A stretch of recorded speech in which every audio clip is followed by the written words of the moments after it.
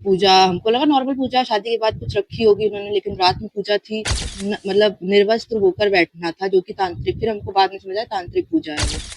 Video call पे कोई बाबा थे, वो गाइड कर रहे थे उनको कि ऐसे करना। मेरी सास पूजा कर रही थी, और हर हर जो कि मेरी सास बंगाल से हैं, हर महीने वो जाती हैं कलकत्ता। साथियों, आज से करीब 2 साल पहले कानपुर में एक लड़की की शादी होती है, लेकिन ये कोई मामूली शादी नहीं थी। इस भव्य शादी का अंदाजा आप इसी बात से लगा सकते हैं कि शादी में लड़की के पिता ने पूरे 5 करोड़ रुपए खर्च किए थे। अब जरा सोचकर देखिए कि जिस शादी में 5 करोड़ रुपए खर्च किए गए हों, आखिर वो कैसी शादी होगी। लेकिन इस मामले में होता यह है कि शादी के बाद जब लड़की अपने ससुराल जाती है तो उसे कुछ ऐसी ऐसी बातों का पता चलता है जिसके बारे में ना उसने कभी सोचा था और ना कभी देखा था। और उसमें मतलब निर्वस्त्र होकर बैठना था, जो कि तांत्रिक, फिर हमको बाद में समझ आया तांत्रिक पूजा है वो।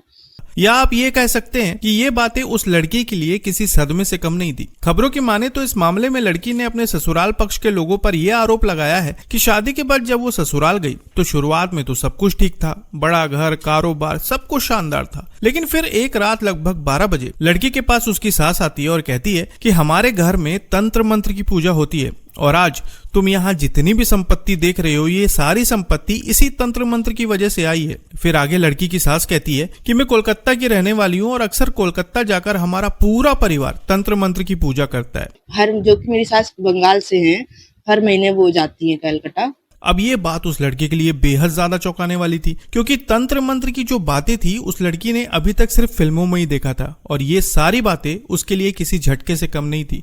लेकिन ये तो सिर्फ पहला झटका था, क्योंकि इसके आगे उसकी सास कहती है कि आज रात हमारे घर में तंत्र मंत्र की पूजा होने वाली है और तुम्हें भी इसमें शामिल होना है। लेकिन इस पूजा में हम सभी निवस्त्र होकर पूजा करते हैं और तुम्हें भी बिल्कुल वैसा ही करना होगा। अब लड़की जब ये बात सुनती है तो वो बुरी तरह से डर जाती है, उसके हाथ पांव कांपने लगते हैं, क्योंकि कोई भी लड़की इतने सारे लोगों के सामने उस अवस्था में कैसे पूजा कर सकती है। लेकिन इसके आगे लड़की आरोप लगाते हुए कहती है कि उस रात घर में पूजा शुरू हुई, परिवार के सभी लोग पूजा में बैठने लगे और फिर उससे कहा गया कि तुम निवस्त्र होकर पूजा में बैठ जाओ। लेकिन लड़की ने कहा कि मैं ऐसा बिल्कुल भी नहीं करूंगी। उसने इसका विरोध करना शुरू किया। अब पहले तो उसे काफी समझाया बुझाया गया, लेकिन जब लड़की नहीं मानी तब उसके साथ मारपीट शुरू हो गई। फिर खबरों के मुताबिक लड़की यह आरोप लगाती है कि जब उसने पूजा में इस तरह से बैठने के लिए साफ मना कर दिया, तब उसके पति ने लड़की के ससुर के साथ उसे कमरे में बंद कर दिया और फिर यहाँ पर मर्यादाओं की सारी सीमाएं लांघ दी गई। लड़की के अनुसार ये कहा जा रहा है कि कमरे के अंदर उसके ससुर ने उसके पूरे शरीर पर राख लगाई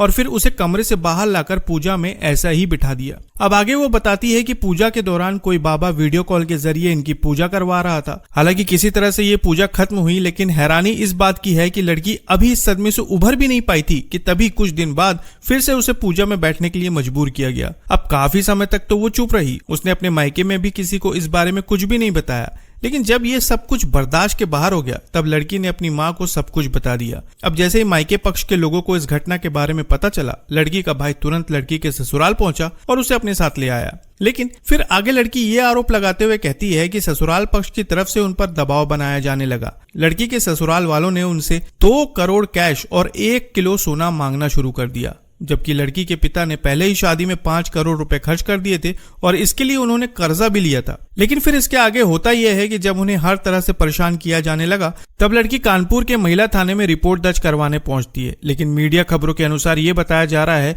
कि लड़की के ससुराल पक्ष के लोग किसी बड़े नेता के नजदीकी रिश्तेदार थे। वहीं लड़की के ससुर और जिस बाबा के बारे में बात की जा रही है, कहा जा रहा है कि उनकी चौक में बड़ी सी दुकान है और वो सराफा कारोबारी है। खबरों के अनुसार ये बात सामने आई है कि इस मामले में कई बार समझौता कराने की कोशिश की गई, लेकिन जब समझौता नहीं हुआ तब पुलिस ने इस मामले में गंभीर धाराओं में रिपोर्ट दर्ज की और अपनी जांच शुरू कर दी। फिलहाल इस पूरे मामले में जांच चल रही है, लेकिन जरा सोच कर देखिए कि जांच के बाद अगर ये सारी बातें सही निकलती है तो सिर्फ इतना अंदाजा लगाइए कि उस वक्त उस लड़की पर क्या बीती होगी। हैरानी इस बात की है कि हमारे देश में एआई की बातें होती हैं, स्पेस टेक्नोलॉजी की बातें होती है, हम चांद पर जाने के ख्वाब देखते हैं, लेकिन हमारे देश में आज भी कुछ ऐसी छोटी सोच के लोग हैं जो तंत्र मंत्र जैसी चीजों पर अंधा विश्वास करते हैं और कुछ तो ऐसे भी हैं जो इंसान को ही भगवान समझ बैठे हैं। इसलिए साथियों, तंत्र मंत्र जैसी चीजों से दूर ही रहें और आगे की नई खबरों को देखने के लिए चैनल को सब्सक्राइब करना ना भूलें। फिर मिलेंगे साथियों बिल्कुल एक नई खबर के साथ, तब तक के लिए आपका बहुत बहुत धन्यवाद।